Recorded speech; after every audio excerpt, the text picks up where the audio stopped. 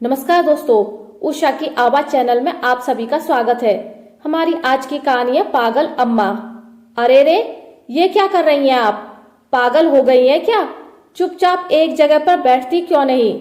बहू हिमानी ने अपनी सास को कस के चींटी काटने वाले अंदाज में बांह पकड़कर पूजा के कमरे से खींचती हुई बिस्तर पर लाकर पटक दिया। जब तक मैं ना कहूं आप यहां से बिल्कुल नहीं हिलेंगी। बुजुर्ग सास शारदा एक बच्चे की भांति थरथर कांप रही थी। क्या हो गया भाभी? परेशान लग रही हैं? किस पर नाराज हो रही थी? घर में प्रवेश करते ही गौरी साइका ने पूछा। अरे क्या बताऊं गौरी, देखना, बिना नहाए धोए पूजा के कमरे में पहुंचकर भगवान को छू छू कर प्रणाम कर रही थी। गौरी के अचानक पूछने पर थोड़ा सहमते हुए हिमानी ने जवाब दिया। हिमानी सोच रही थी शायद गौरी ने उसे चिकोटी काटते देखा तो नहीं है। दो बेटों की मां शारदा पति के सरकारी नौकरी के दौरान कभी इस घर में रानी बनकर रहा करती थी। रिटायरमेंट के कुछ समय पहले उनके पति की मृत्यु हो गई थी। अनुकंपा नियुक्ति में छोटे बेटे को नौकरी मिल गई थी, क्योंकि बड़ा बेटा पहले से ही नौकरी पेशा में था। शुरू में सब कुछ सामान्य चलता रहा। धीरे धीरे बहुओं के व्यवहार में फर्क आने लगा। अब दोनों भाई अलग अलग रहने लगे थे और आपस में ये तय हुआ कि 6 महीने माँ एक बेटे के पास रहेंगी और 6 महीने दूसरे बेटे के पास रहेंगी। ये व्यवस्था चलती रही थी। 6 महीने से एक दिन भी क्या मजाल जो ज्यादा रह लें एक घर में। उनके पहुंचने से पहले ही उनका सामान दूसरे बेटे के घर पहुंच जाता था।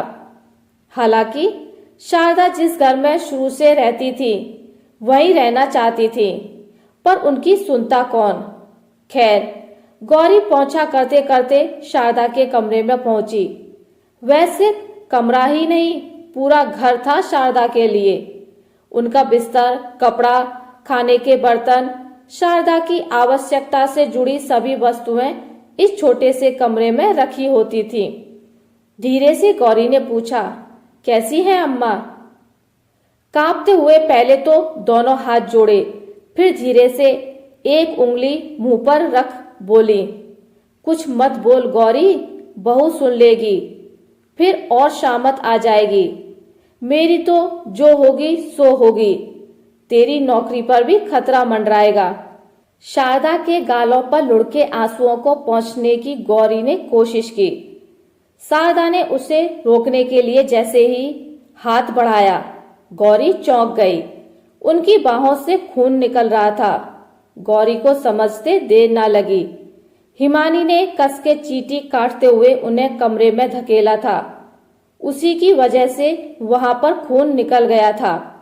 ओह, ये क्या? गौरी ने हाथ से इशारा कर पूछा। शारदा सिर्फ और सिर्फ चुप रहने का संकेत कर रही थी। तभी बाहर से आवाज आई, गौरी, ओ गौरी। हाँ आई भाभी। गौरी को सासू माँ के कमरे में देर क्यों लग रही है? कहीं कुछ गड़बड़ तो नहीं? हिमानी ने तुरंत आवाज देकर गौरी को बाहर बुला लिया। वो क्या है ना गौरी, आज अम्मा के नहाने का पानी रख देना। बगल में चाची के घर शाम को पूजा है, तो वहां अम्मा को भी लेकर जाना है। हाँ भाभी, वो चाची ने मुझे भी बुलाया है, बोली है थोड़ा प्रसाद वगैरह बांटने में मदद कर दूं। शाम को शारदा को एकदम कड़क सूती सफेद जमीन पर हल्के प्रिंट वाली साड़ी पहनाकर हिमानी हाथ पकड़कर चाची के यहाँ पहुंची। शारदा बुजुर्ग जरूर थी, पर नाक नक्श काफी आकर्षक था। आइए आइए अम्मा। सभी ने शारदा की विशेष आवभगत की। इस बीच हिमानी भी सबके सामने बीच बीच में पूछ रही थी, अम्मा ठीक तो लग रहा है ना? आपको ठंड तो नहीं लग रही है? खाना ले आऊं क्या? ऐसे ना जाने कितने सवाल पूछकर लोगों के सामने एक ऐसी आदर्श बहू की छवि जो सासू माँ का विशेष ख्याल रखती है बनाना चाह रही थी। और वाकई लोग ऐसी गतिविधि देखकर हिमानी की तारीफ भी कर रहे थे। दूर बैठी गौरी बस मन ही मन मुस्कुरा रही थी। हे भगवान, कुछ लोग वाकई में अच्छे होते हैं और कुछ लोग हिमानी भाभी जैसे अच्छे बनते हैं। अगले दिन मौका देखकर गौरी ने शारदा से पूछा, अम्मा, भैया को मालूम है ये कैसे लगी? उनके हाथ में चींटी काटे हुए निशान को दिखाकर गौरी ने पूछा। नहीं नहीं, तू भी कभी मत बताना गौरी, बस इतना ही बोल पाई थी अम्मा। और अम्मा ने कभी अपने बेटे से शिकायत भी नहीं की थी। वो खुद कष्ट सहकर भी सोचती थी मेरे बेटे बहू खुश रहें। हालांकि गौरी स्वयं अम्मा का जितना भी बन पड़ता जरूरतें पूरी कर देती थी। अम्मा तो बस एक ही टाइम रोटी खाती थी, वो भी 2 या 3। रात में कभी खाना खाती ही नहीं थी। कहती थी बूढ़ी हो गई हूं ना, अब हजम नहीं होता। जब भी मौका मिलता एक बात कहने से नहीं चूकती। पता नहीं भगवान मुझे कब बुलाएंगे। उनके इस एक वाक्य में ना जाने कितनी पीड़ाएं, कितनी लाचारी, कितनी बेबसी छिपी होती थी। एक गौरी ही तो थी जो सब कुछ जानती थी, फिर भी चुप रहती, करती भी क्या।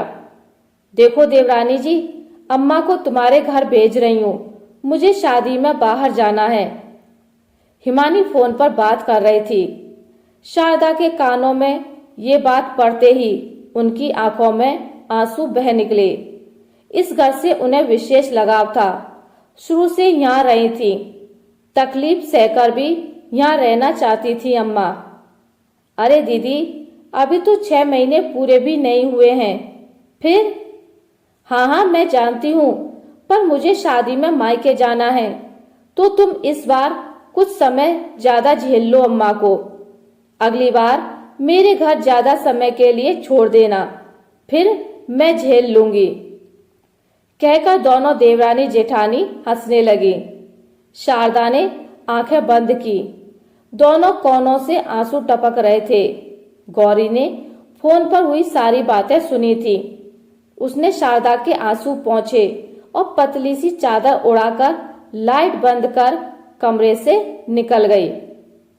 देखो हिमानी, तुम्हारे मायके में शादी है, तुम चली जाओ, मैं यहीं रहूंगा। मेरे ऑफिस से छुट्टी की परेशानी भी हो रही है, और फिर अम्मा भी हैं, तो मैं यहीं रहकर उनकी भी देखभाल कर लूंगा। और फिर गौरी को बोलकर जाना, उससे अलग से पैसे दे देंगे। तुम्हारे ना रहने पर अम्मा की देखभाल कर देगी।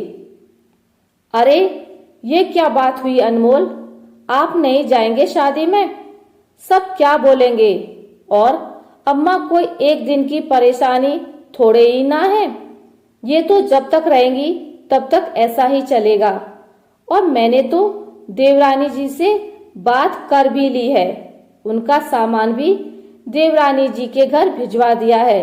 बस कल सुबह आप उन्हें छोड़ आना। क्या कहा तुमने? हिमानी, माँ हमारे लिए परेशानी है और तुमने उनका सामान। हे भगवान, मुझसे पूछे बिना तुम ये सब? अच्छा ये बताओ, तुमने अम्मा से पूछा है क्या उनका अभी मन है भी या नहीं वहां जाने का? देखो हिमानी, घर में कलह ना हो और अम्मा की देखरेख अच्छे से हो सके।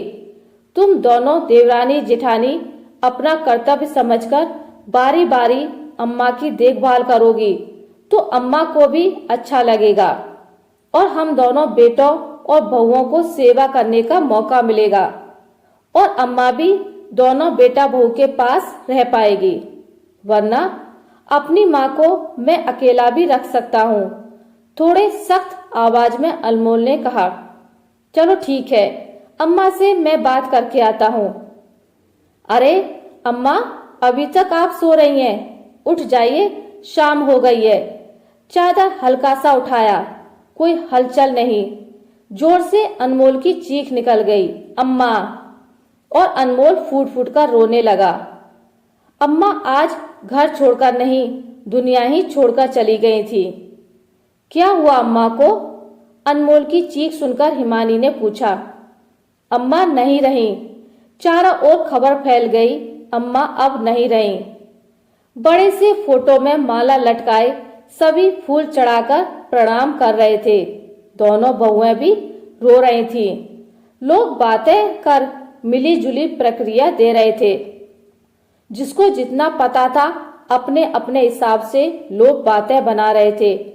कोई कहता बहुएं बहुत अच्छी थी, खूब सेवा की। कुछ लोग कह रहे थे उनके लिए अच्छा हुआ बिस्तर पकड़ने से पहले ही चली गईं। कोई कहता पर अचानक कैसे? एक सुर में सुर मिलाते हुए दोनों बहुएं कहती, अब अम्मा का दिमाग भी ठीक से काम नहीं करता था। कभी ये गिरा देती थी, कभी कोई सामान कहीं रख देती थी। पागलों की तरह कुछ भी हरकतें करने लगी थी। भगवान उनकी आत्मा को शांति दे, उनका आशीर्वाद हम सबको मिलता रहे।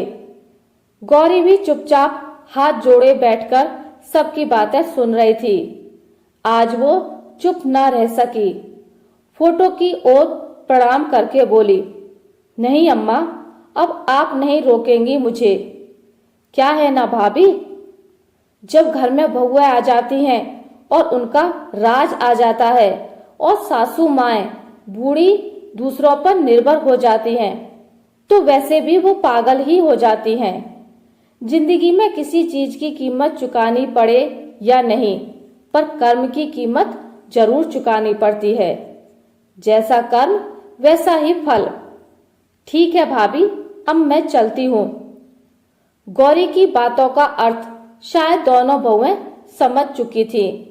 फिर भी हिमानी ने कहा, गौरी ब्राह्मण भोज के दिन आकर खाना खा लेना, हम सबको पुण्य मिलेगा। हाँ भाभी, अम्मा के नाम का आखिरी भोजन जरूर करूंगी। गौरी की आंखों में अम्मा का वो हाथ घूम रहा था जिसमें चिकोटी काटने से खून निकल गया था। फिर भी अम्मा ने किसी से न बताने को कहा था। धन्य थी अम्मा आप।